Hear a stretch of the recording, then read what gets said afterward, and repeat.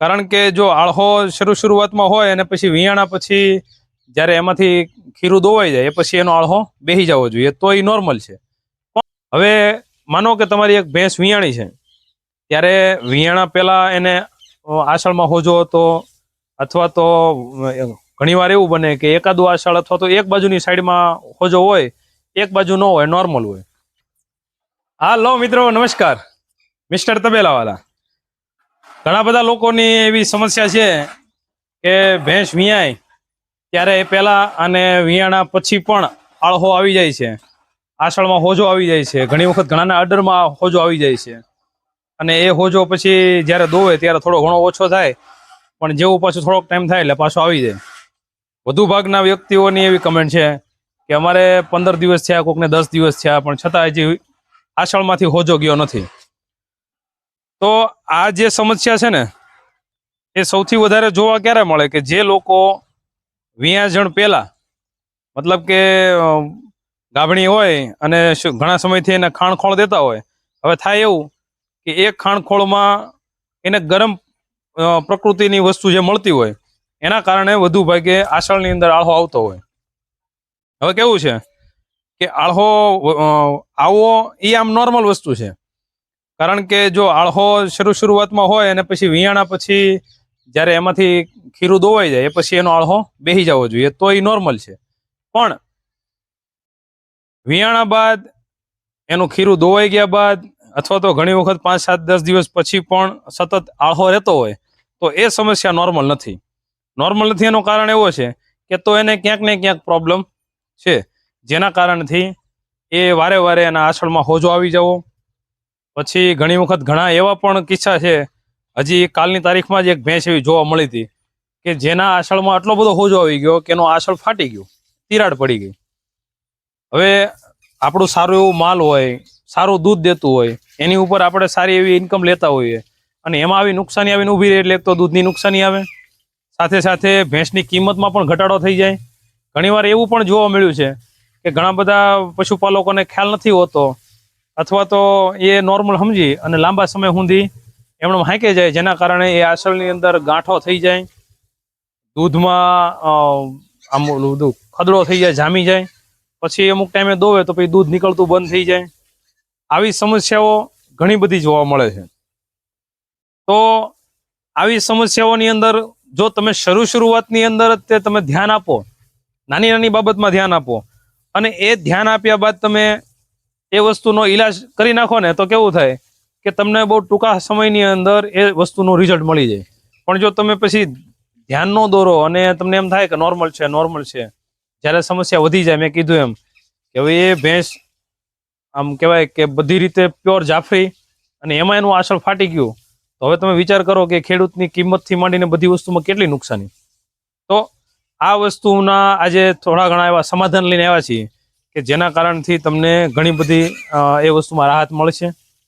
હવે માનો કે તમારી એક ભેંસ વિયાણી છે, ત્યારે વિયાણા પહેલા એને આષાઢમાં હોજો હતો, અથવા તો ઘણીવાર એવું બને કે એકાદું આષાઢ અથવા તો એક બાજુની સાઈડમાં હોજો હોય, એક બાજુ ન હોય, નોર્મલ હોય. તો એવી સમસ્યાઓમાં ઘણી વખત એવું બને કે એક જ આષાઢમાં હોજો આવતો હોય, બીજા 3 આષાઢમાં ન આવતો હોય. તો આવી તમામ પ્રકારની જે સમસ્યાઓ છે એની અંદર વિયાણા પછી એક દિવસ અથવા બીજા દિવસે જોઈ લેવાનું કે જો એની એ સમસ્યા આવે છે કે કેમ. અને જો એની એ સમસ્યા રહેતી હોય તો એના માટે એક હાવ ઘરેલું નુસ્ખો કે જે તમામ ઘરની અંદર ઉપલબ્ધ હોય અને ન હોય તો નજીવા 10 રૂપિયાના ખર્ચામાં તમારો એ ઈલાજ થઈ જશે. હવે એમાં કરવાનું તમારે શું છે કે જ્યારે પણ તમારી ગાય અથવા ભેંસ વિયાણી અને તમને એવું લાગે છે કે આના આષાઢમાં હોજો આવે છે, કે પછી ક્યાંય તમને એમ લાગે છે કે એક આષાઢ બાજુ હોજો આવે છે, ઘણી વખત એવું જોવા મળે છે કે બેહવામાં દબાણો હોય એના કારણે હોજો આવી ગયો હોય. પણ હું તમને જે ઈલાજ આપું છું ને એમાં કેવું છે કે એમાં કોઈ જાતનું સાઈડ ઇફેક્ટ નથી, કોઈ જાતનું નુકસાન નથી. તમે એ વસ્તુ કરો તો એમાં એવું નથી કે કોઈ બીજી તકલીફ થશે, આડઅસર થશે, કોઈ જાતનું નહીં. તો તમારે કરવાનું એમ છે કે તમારે આદુ લઈ લેવાનું. 250 ગ્રામ આદુની અંદર 100 ગ્રામ એરડિયાનું તેલ, 250 આદુ અને 100 ગ્રામ એરડિયાનું તેલ પણ કયું ફિલ્ટર થયા વગરનું આપણે જે દેશી એરડિયું કહેવાય એ બંનેનો રસ, આદુનું અને એરડિયાનું તેલ અને આદુનો રસ, આ બંનેને મિક્સ કરી નાખવાનું 100 ગ્રામ એરડિયાના તેલમાં. જ્યારે પણ તમે ભેંસને દોવા બેસો, દોવાઈ જાય, દોઈને કમ્પ્લીટ થાય એટલે જે આસળ અને એનું અડર ત્યાં આખા હાથથી વ્યવસ્થિત માલિશ કરી નાખવાની. એવી રીતે જ્યારે તમે દોઈને પૂરું કરો, તમારું દોવાનો ટાઈમ પૂરો થાય ત્યારે હારો હારે જ તમારે લઈને બેસવું. ઘણીવાર એવું પણ બને છે, ઘણા બધા વ્યક્તિઓને કીધું તો કે અમને લગાડવા નથી દેતી, તો કેમ લગાડવું? કારણ એ છે કે ઘણા બધા માલને એવી ટેવ હોય કે દોવાણા પછી બીજી વખત બેસવા ન દે. તો એવા સમયની અંદર હારે એ વસ્તુ વાસણમાં લઈને બેસવું, જેથી કરીને જ્યારે તમે દોઈ લ્યો ત્યારે આસળમાં વ્યવસ્થિત અને શક્ય હોય તો ભલે 2 મિનિટની વાર લાગે પણ આરામથી આખા ઓલામાં માલિશ કરી દેવાની. જેથી શું થાય કે તમામ જગ્યાએ લાગી જાય અને એની અસર પૂરેપૂરી થાય. ઘણીવાર થાય એવું 1-2 આસળમાં લગાડવા દીધું હોય ને પછી ન લગાડવા દે તો એક બાજુની સાઈડમાં વ્યવસ્થિત રિઝલ્ટ દેખાવા મળે, પણ બીજી બાજુ પછી ઘણી વખત આમ ઢાળ પડી જાય કે ઘણી વખત એવું થાય કે એ બાજુની સમસ્યા વધારે થઈ જાય. બીજી એક વસ્તુ મારા એક મિત્રએ મને કીધી હતી, આમાં જો પશુપાલનમાં આવ્યો ને પછી ઘણી બધી બાબત એવી છે કે હું નહીં માનવા છતાં પણ એ વસ્તુના પ્રયોગો કરતો રહું છું. કારણ કે ઘણા બધા વ્યક્તિઓની એવી આદત હોય કે સારી ભેંસ હોય ને તો એના ગળામાં એક ચપ્પલ બાંધી દેવામાં આવે, ખાહડું કહેવાય, ચપ્પલ બાંધી દે. ઘણા બધા વ્યક્તિ એવું કરે કે ચામડાની એવડી એક પટ્ટી લઈને એમાં કોડીને એવું બધું લગાવી કરવીને ગળામાં બાંધી દે. ઘણા બધા વ્યક્તિઓ પછી અલગ અલગ એના અનુકૂળતા પ્રમાણે બાંધતા હોય અને વધુ ભાગે બધા એમ કહે કે નજર પડે. આવી બાબતોમાં આપણે કહેવાય ને કે પોતે ન માનતા હોઈએ, પણ અમુક વસ્તુ એવી હોય કે ઘણીવાર નહીં જાણવા છતાં પણ કરવામાં કોઈ નુકસાની તો નથી. એટલે એવી બાબતમાં મારે જ્યારે એક ભેંસની અંદર આ પ્રોબ્લેમ આવ્યો હતો ત્યારે અમારે ચર્ચા થઈ કે ભાઈ હું તો આ ઈલાજ કરું છું અને એ ઈલાજથી મને ફાયદો થાય છે, કેમ કે 2 ભેંસમાં મારે એવી પ્રોબ્લેમ હતી.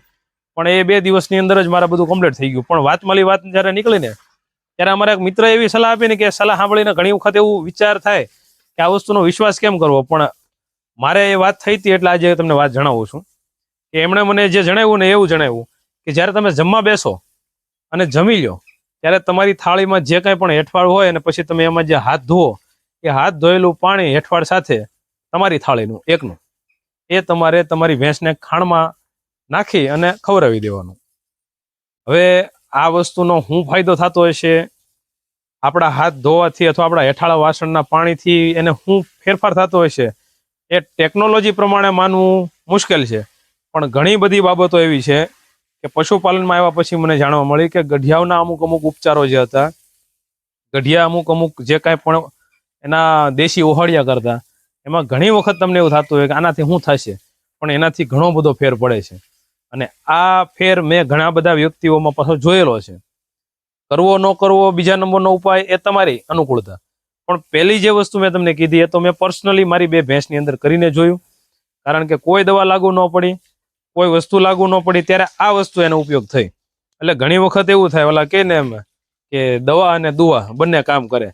તો આ બધી બાબતો કેવી હોય કે ઘણી વખત હોય નાની નાની, પણ એ નાની નાની બાબતોમાં તે નાની નાની માહિતી હોય તો એ નાની બાબત ક્યારેય મોટી થાય નહીં અને એનો સમાધાન પણ ફટાફટ તમને મળી જાય. તો મિત્રો, આ જે કાંઈ પણ તમને અનુભવ શેર કર્યા, જે કોઈ વ્યક્તિઓને આવી કોઈ સમસ્યા આવતી હોય તો એક વખત અપ્લાય કરીને જોજો, ટ્રાય કરજો, તમને 100% રિઝલ્ટ મળશે. તો ચાલો મળીએ કંઈક નવા વિડીયો નવા ટોપિક સાથે.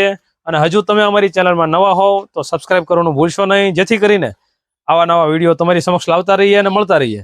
મળીએ પાછા કંઈક નવા વિડીયોમાં. ત્યાં સુધી રજા આપો. મિસ્ટર તબેલાવાલા. Bye by.